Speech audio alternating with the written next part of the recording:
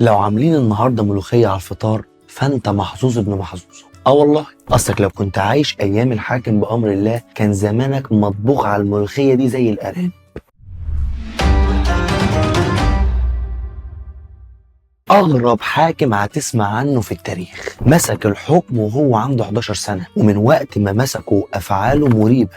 خد عندك، سرق مدينه الفسطاط وقال لك لم لي يا ابني كل الكلاب دول واقتلهم. خير يا باشا، مالك؟ صوتهم بيعصبني، والملوخيه دي لو شفتها في السوق هخلص عليكم واحد واحد. خير يا حاكم، مالها دي كمان؟ اصل معاويه بن ابي سفيان كان بيحبها، وبصوا الجرجير ده كمان مش عايزه. اصل ستنا عائشه بنت ابي بكر زوجة النبي كانت بتحبه. وهنبلع بايه بس يا حاكم؟ قال لهم ماليش فيه، اتصرفوا. اما انت شيعي صحيح. اصله كان سادس خليفه فاطمي، والدوله الفاطميه كان مذهبها اسماعيلي شيعي، واصحابها بيرجعوا نسبهم للسيده فاطمه بنت النبي عليه الصلاه والسلام. فلما قامت الاول في المغرب نقلها المعز لدين الله الفاطمي لمصر، وهو اللي بنى مدينه القاهره. يا سيدي القاهره بتاعتنا مش بتقول عليها قاهره المعز؟ حفيد المعز ده بقى هو بطل الحكايه النهارده، الحاكم بامر الله. المهم انه بعد ما منع الملوخيه والجرجير قال لهم روحوا اصطادوا، ولا اقول لكم مفيش محار هيخرج من البحر ابدا، ولو شفت حد بياكل قراميط هخلع راسه من جسمه، وبطلوا قرف. وبصوا ممنوع تذبحوا لي اي بقره هنا. حرام عليك يا شيخ، هناكل من خشاش الارض يعني؟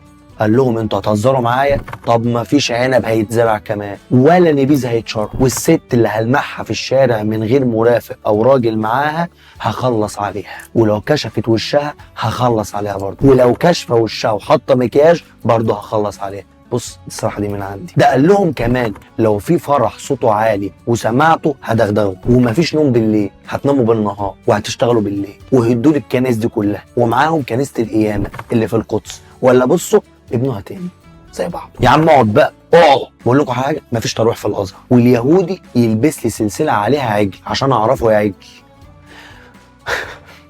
خد بالك ده ما سابش لا مسلمين ولا اقباط ولا يهود في حاله. ده وصل جنان انه كان عايز ينقل جثمان سيدنا النبي عليه الصلاه والسلام ويجيبه لمصر. والاغرب انه كان فاكر نفسه فعلا حاكم بامر الله. والله ده خلى الناس تصلي له، وبسبب كل اللي عمله الناس زهقت منه واتخنقت، فراحوا عاملين تمثال واحده ست من الخشب وموقفينه برساله قدام باب بيته. ولما فتح الرساله لقى فيها شتيمه من كل الاشكال والانواع، ما سابوش حاجه ما قالوهاش.